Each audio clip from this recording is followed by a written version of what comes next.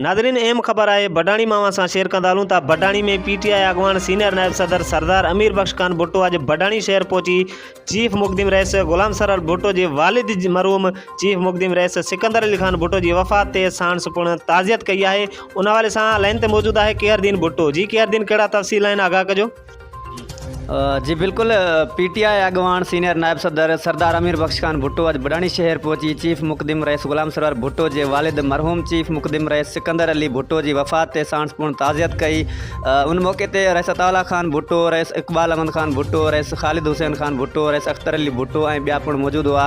उन मौके ते सरदार अमीर बख्श भुट्टो जो चवणु हो त भुट्टा बिरादरी के चीफ मुक़दिम रईस सिकंदर अली भुट्टो के विछोड़े ते दिली दुख पहुतो है ऐं हू हमेशा भुट्टा बिरादरी के जायज़ मसलन बाबत जाखोड़ करे हर मसला फौरी तौर पाण हल कंदो हो ऐं असीं उन लाइ धणी दर्द आगाह आहियूं त मौला खेस मरहूम चीफ मुक़दिम रईस सिकंदर अली भुट्टो के जन्नतुल फिरदौस में आला मक़ाम अता फ़रमाए। जी।